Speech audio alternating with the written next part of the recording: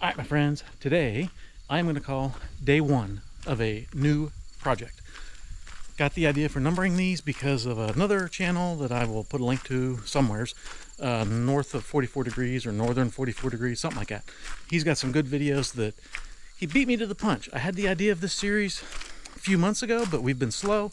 Found his channel, and he has a lot of things that very similar to what I had in mind. So go check him out as well.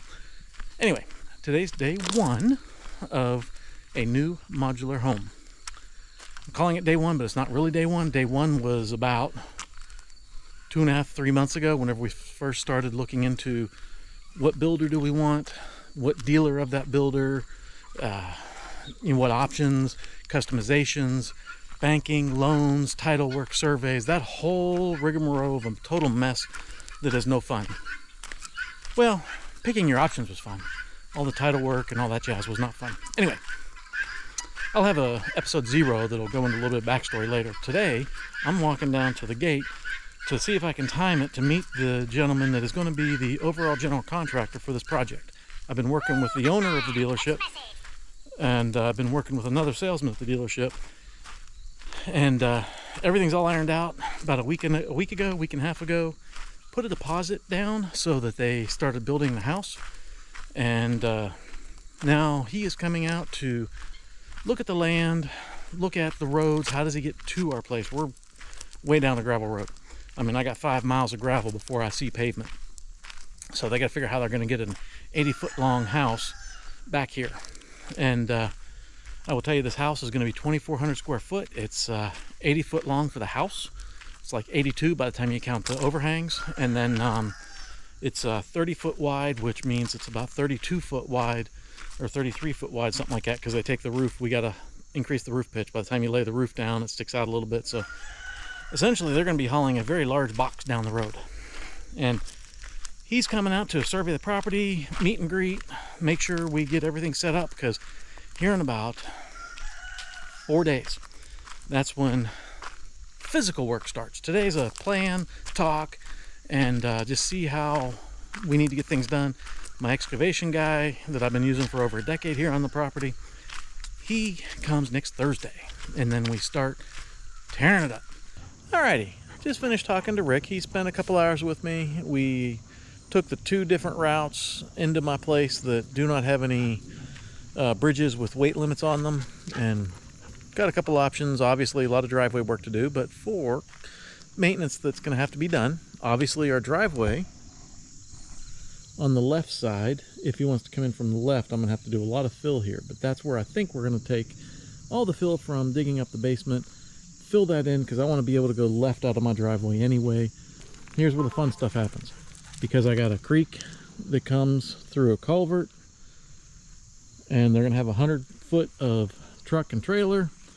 They have to fit around these turns. I'm going to have to lose this big tree. Then he says this little tree right beside the drive is going to have to go.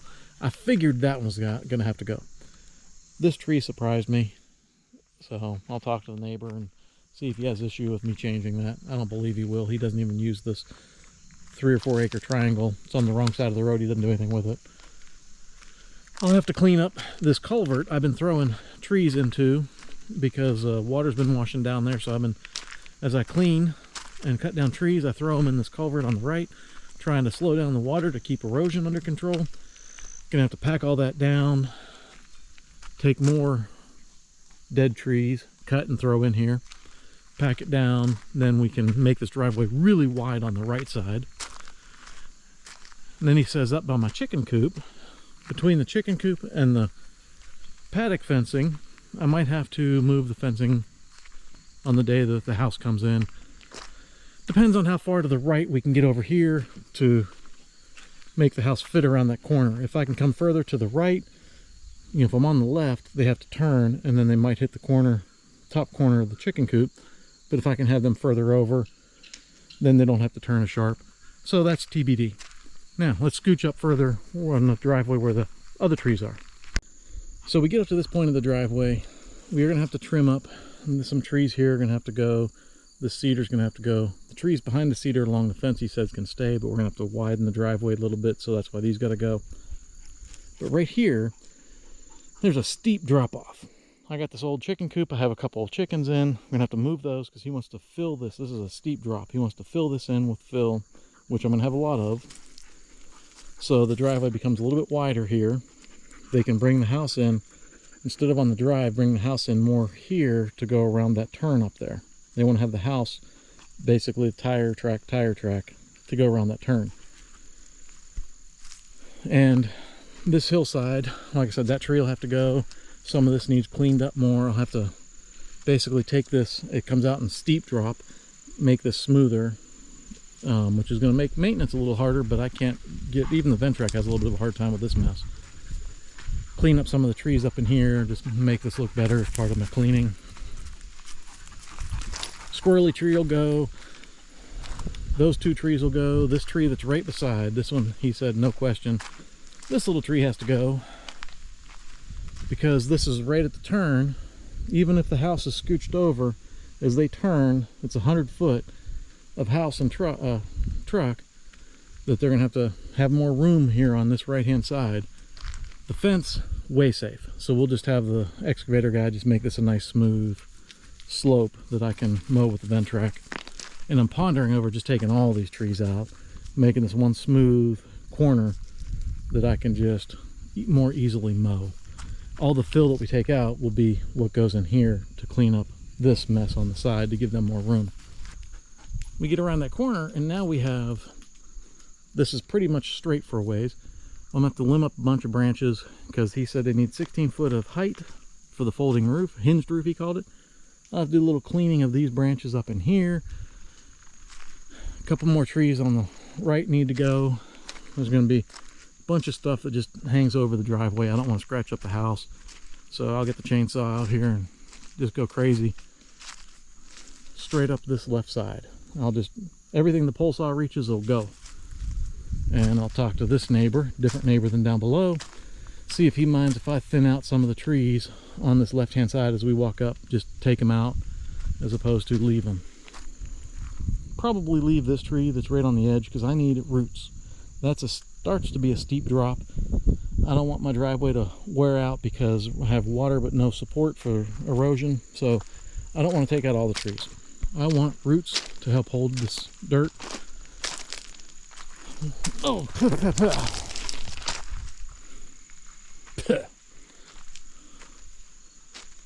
how? You guys can't see this. How? Literally 20 minutes ago, we just took his truck through here. And this spider web was not here. Now it's all messed up because I just walked into it. It's huge. God.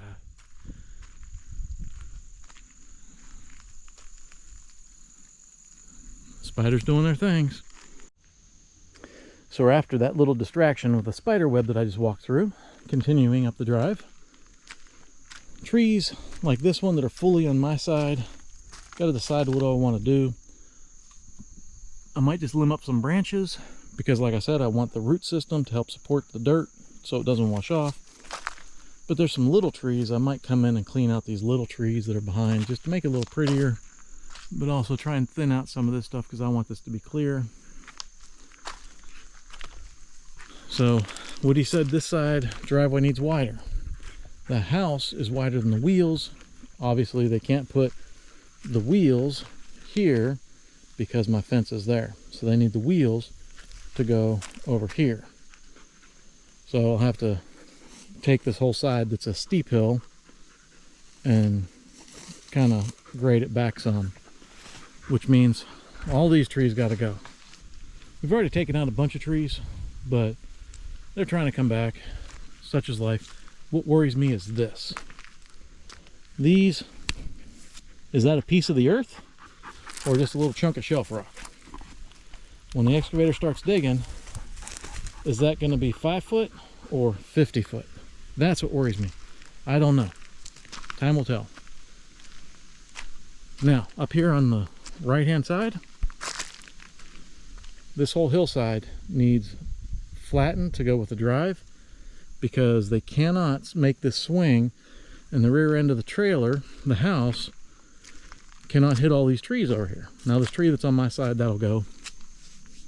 But the house is going to swing just like a regular RV or, you know, trailer you're towing. The butt end swings out, so they can't go up here to this turn and then turn right, because it'll swing out and hit all these trees and tear up the rear of the house. So they need to turn about here. So this all needs dug down and flattened, and that my driveway needs to be really wide right here, at least temporary driveway. All this dirt that they dig out is what'll go back down there by that chicken coop to fill in. Like I said, I'm gonna have a lot of dirt. This is before they even start digging the basement. And then once we get up around the corner, then we're home free. Then it's just a straight shot up to where the house will sit. There is gravel under all that grass. For giggles, I might just spray it. I don't know. But this has been graveled multiple times, but it's hard to keep the grass back if you don't spray it every year, and I've not sprayed in a few years. But there's some trees way up there that you see one branch sticking out, needs to go, but that's okay. That's the group of trees that was hit by lightning, so I'm going to take that whole group of like 4 trees out, and then we'll be able to get up there. Now, interesting fact. Hogs are a real thing around here. Let's walk up and take a look at what is new around the hogs. And this is one of 4 places the hogs have hit me in the last couple days. I'm going to have to see if I can sneak up here at night. Maybe turn the TV on and leave the TV on down there so the hogs don't realize I'm up here. But this is new, fresh. I was up here mowing Thursday. I was up here a couple days ago doing a little bit of work. Did not see this. I just mowed that. It wasn't there Thursday.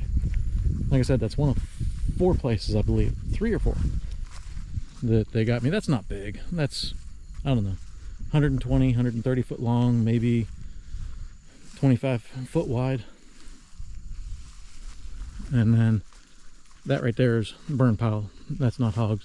Hogs hit me just past the burn pile and then up over the hill close to where the house is. Let's head up there. A little bit of damage, hard to see on the camera, but big area, but not as concentrated. Just a whole bunch of damage all through there. Little tear-ups like that one right there, that's just where they nosed it up all over like they were looking for something. Much bigger, 3 times bigger than the first one, but not as dense, not as impactful to look at. Up here about where the house is going to be. This is right underneath my front, where the front deck is going to be someday. The hogs just started tearing us all up. I'm glad the bank came out to take pictures before these hogs showed up, because the bank took pictures on Friday. Today is about 8 days later, and I'm not allowed to start work until they took those photos to say that excavation work has not started. Well, I guess technically excavation work has started. Not by me, but they rooted this all up really bad right here.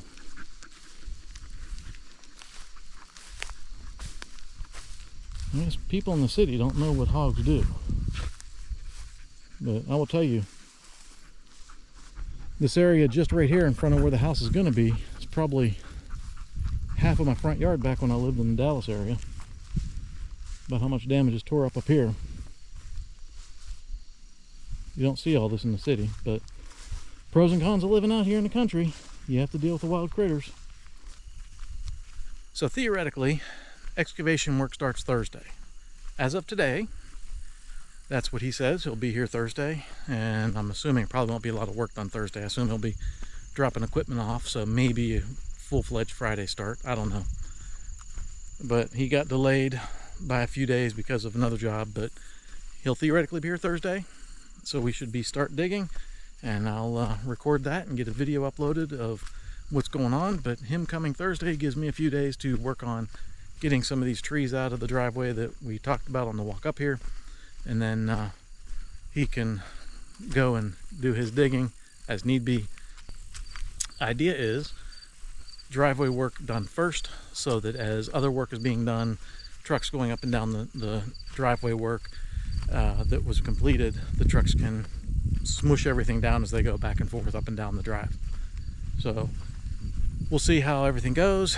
I will obviously try and record best I can. I was pulled my camera out of the box that's been sitting in for a year and a half, and none of the batteries really hold a charge. So we'll see how far I go and how much I get done, but we're going to try and record this whole process, and at least for me to watch whenever I'm old, sitting on the front porch whittling on a stick.